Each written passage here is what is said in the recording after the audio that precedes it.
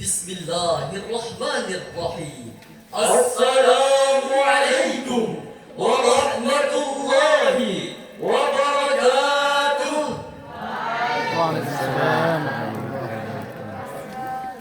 Alhamdulillahilladzi arsala rasulahu bil huda wa dinil haqq liyuzhirahu 'ala ad-dini kulli wa kafa billahi shahida.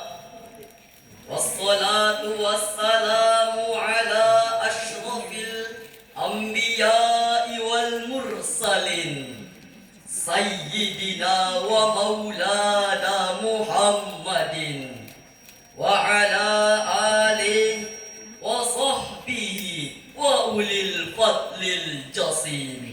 Amma ba'd. Dewan juri yang arif dan bijaksana, kakak-kakak panitia yang hari ini saya lihat semangatnya yang luar biasa. Hadirin kaum muslimin sebangsa setanah air yang kami banggakan, Muhammad Hashim Kamali, seorang sarjana Islam Afghanistan sekaligus mantan profesor hukum di Universitas Islam Internasional Malaysia.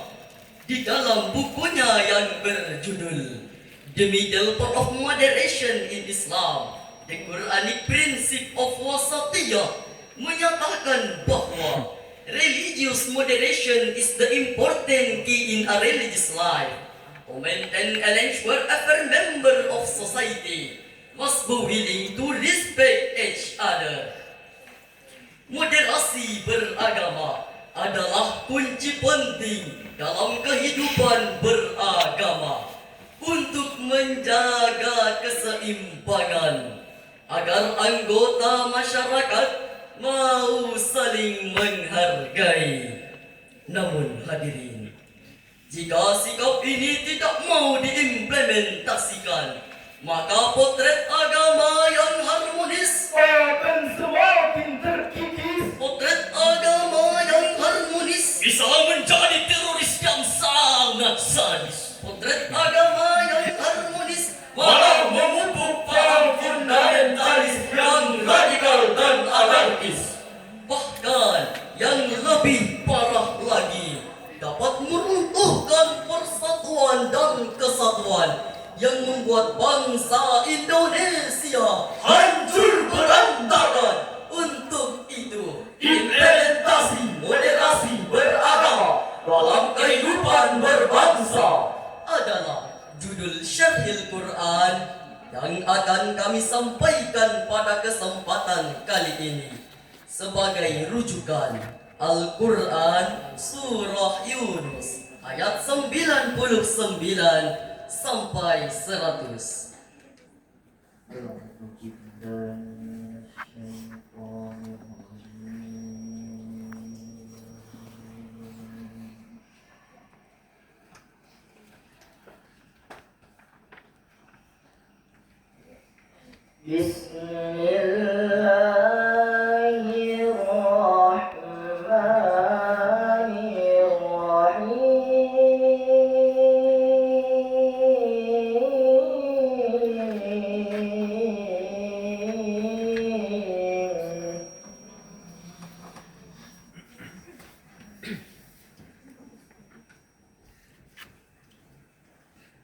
ولو شاء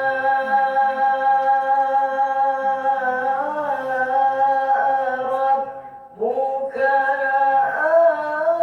لآمن في الأرض كلهم جميعا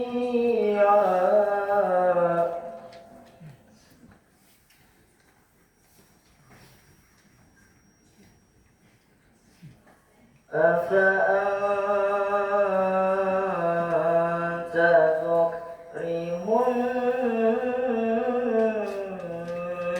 الناس حتى yakunu mu'minin.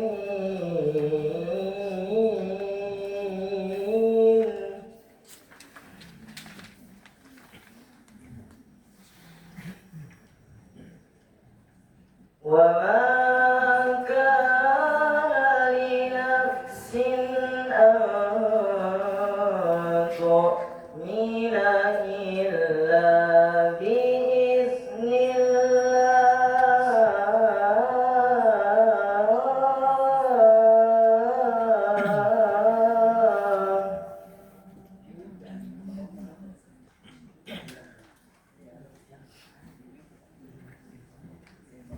ويجعل الرجس على الذين لا يعقلون.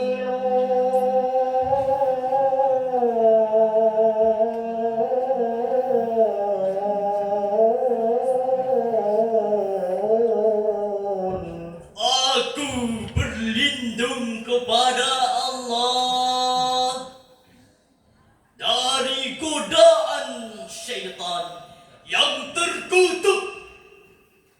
Dengan nama Allah yang Maha Pengasih, Maha Penyayang. Seandainya Tuhanmu menghendaki, tentulah semua orang di bumi seluruhnya beriman. Apakah engkau Muhammad akan memaksa manusia hingga mereka menjadi orang-orang mukmin? Tidak seorang pun akan beriman kecuali dengan izin Allah, dan Dia menimpakan azab kepada orang-orang yang tidak mau mengerti. Hadirin, huruf Hamzah pada kalimat afa anta adalah istifham yang mengisyaratkan bahwa manusia mustahil menyalahi kehendak Allah. Sehingga Imam Al-Baitubi dalam tafsir Anwar Tanzil wa Asrarut Ta'wil juz 11 halaman 117 menjelaskan bahwa fala yumkinu tahsiluhu bil ikrahi alaihi fadla anil hafi wa tahli. Tidaklah mungkin memperoleh iman dengan paksaan, apalagi dengan hasutan dan provokasi. Selanjutnya, Abu Bakar Al-Jazair dalam tafsir Aisar Tafasir bi Kalamil Aliyil Kabir jilid 2 halaman 511 menjelaskan bahwa afa anta tukrihun nasa hatta yakunu mu'minin ai inna hadza laisa laka wa laka faltabi, menjelaskan bahwa bukan tugas dan hak Nabi Muhammad perihal keimanan seseorang. Demikianlah yang ditegaskan Al-Quran. Tapi akhir-akhir ini justru jadi pemantik perpecahan Dan bersegera Jadi alasan untuk saling mengkafirkan. Karena itulah moderasi beragama Penting diimplementasikan melalui prinsip at-tawazun, keseimbangan, al-i'tidal keadilan, atasan toleransi. at-tawazun, jalan tengah. Namun hadirin, implementasi moderasi beragama di Indonesia masih menghadapi banyak tantangan, mulai dari maraknya radikalisme, berkuatnya ekstremisme, Tersebarnya terorisme, berkembangnya ideologi yang merongrong Pancasila, aksi penegakan khilafah yang ingin mengganti konstitusi negara, bahkan mirisnya umat seagama yang saling mencela, merasa paham agamanya paling benar, cara beribadahnya paling benar, sehingga muncul pertanyaan besar, Mengapa kita saling membid'ahkan? Padahal agamanya sama. Kitab sucinya juga sama. Lalu apa masalahnya? Jawabannya, karena kelompok radikal memahami teks agama secara parsial, sedangkan kelompok lainnya memahami teks agama secara kontekstual. Pada kondisi inilah, maka sikap wasatiyah atau moderasi beragama penting mengubah wajah Islam yang disebut sebagai Islam yang fanatik Islam yang teroris. Islam yang ekstremis. menjadi Islam yang nyaman Islam yang damai. Islam yang tentram. serta menjadi rahmatan lil alamin. Betul hadirin? Lantas, bagaimana cara kita mengimplementasikan moderasi beragama dalam seluruh sendi kehidupan berbangsa? Sebagai jawabannya, mari kita simak firman Allah dalam Al-Quran Surah Al-Mumtahanah ayat 8. لا ينهاكم الله عن الذين لم يقاتلوكم في الدين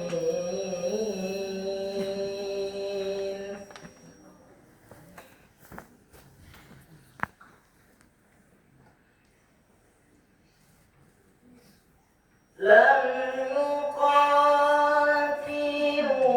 يقاتلوكم في الدين ولم يخرجوكم من دياركم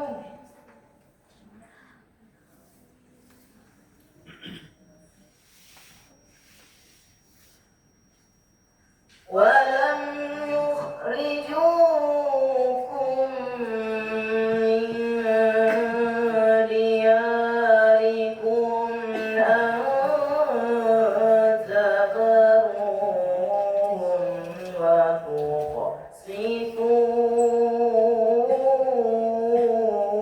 وتقسطوا إليهم إن الله يحب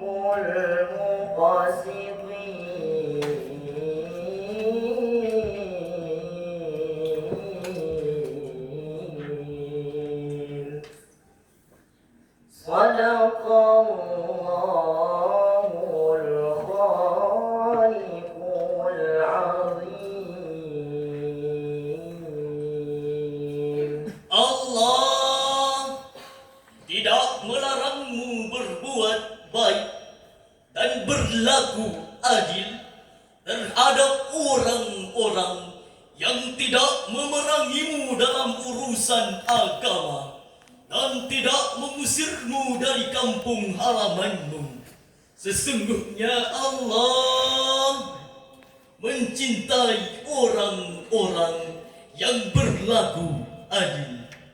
Maha benar Allah dengan segala firman-Nya. Hadirin, Syekh Abdul Rahman bin Nasir bin Sa'di dalam tafsir Taisirul Karimur Rahman di Tafsiril Kalamil Mannan juz 28 halaman 1010 menjelaskan bahwa la yanhaakumullahu 'anil birri wassila wal mukafa'ati bil ma'rufi bil qista lil musyrikin min aqaribikum wa ghairihim. Maksudnya, Allah tidak melarangmu untuk berbuat baik dan berlaku adil kepada orang-orang yang berbeda agama. Rasulullah selalu mencontohkan berbuat baik meskipun kepada seorang Yahudi. Rasulullah selalu memberikan makanan kepada laki-laki Yahudi yang buta. yang kerjanya setiap hari mencaci maki Rasulullah. Ketika Rasulullah wafat, lalu peran ini digantikan Abu Bakar As-Siddiq. Ketika Abu Bakar menyuapkan makanan ke dalam mulut laki-laki itu, lalu laki-laki Yahudi itu pun memuntahkan makanannya seraya berkata, "Pasti ini bukanlah orang yang biasanya memberikan aku makanan.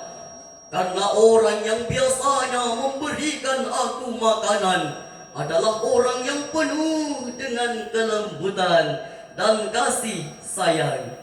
Lalu Abu Bakar pun menjawab, "Memang benar, bukan aku yang biasanya memberikan engkau makan. Karena orang yang biasanya memberikan engkau makan telah meninggal dunia, dan beliau bernama Muhammad sallallahu alaihi wasallam. Orang yang selama ini engkau caci maki." Mendengar nama Muhammad, bergetarlah hati laki-laki Yahudi buta tersebut. Menangis ia sejadi-jadinya sambil berkata, "Setiap hari aku menghina yang bernama Muhammad. Setiap hari aku mencaci maki Muhammad.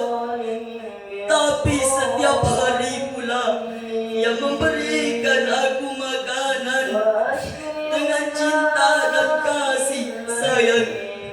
Sungguh indah akhlak Muhammad. Wahai Tuhan, tolong tuntun dan izinkan saya untuk memeluk agama Muhammad sallallahu alaihi wasallam." Sallallahu ala Muhammad. Sallallahu alaihi wasallam. Sallallahu ala Muhammad. Salawatullah alaihi. Sebagai kesimpulan dalam syarahan kami, moderasi beragama harus diimplementasikan untuk memajukan Indonesia. Penganut agama yang moderat adalah yang bertoleransi dengan sesama. Oleh karena itu, mari kita saling menghargai, bukan saling mencaci. saling bertoleransi. Bukan intoleransi. Jika Indonesia harmoni, insya Allah diberkahi ilahi Rabbi. Cukup sekian syarahan kami. Cuka campur terasi. Cukup sekian dan terima